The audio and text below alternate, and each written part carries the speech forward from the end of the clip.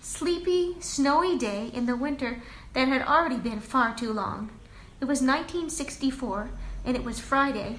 The snow that had been falling for 2 days finally did let up, and Lowell Thomas Jr. left for the airport.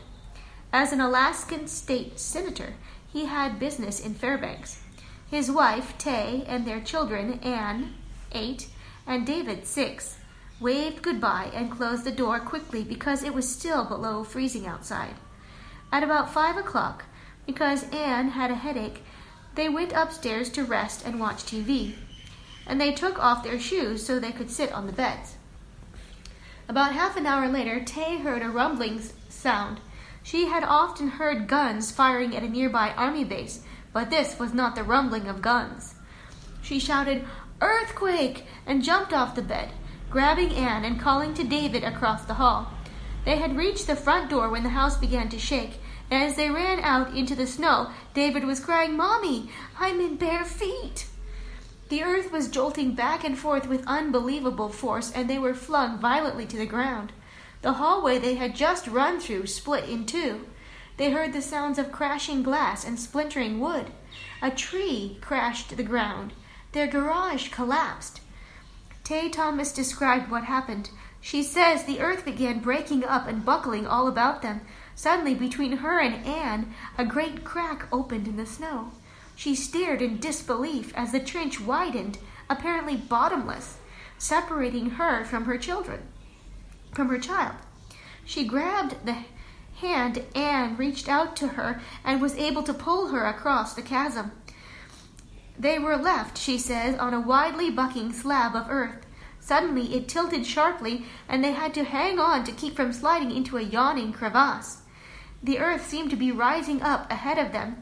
She had the weird feeling that they were riding backwards on a monstrous Ferris wheel going down, down, down toward the water. Their house had stood on a high bluff overlooking Cook Inlet, but now the entire face of the bluff had fallen to sea level. A few feet away, at the water's edge, lay the roof of their house. I'm using her words to describe it. She says all she could think of was that the water would rise as the earth tumbled into it and they would be trapped. The cliffs about them were sheer, with great sections of sand and clay still falling. They had to find a way up that cliff, but the children were too frightened to walk. They kept crying, "We'll die! We'll die!" In that desperate situation, she looked up at the sky and suddenly cried out, "Jesus, where are you? I thought you'd be with us at the end." And suddenly, she felt a tremendous peace.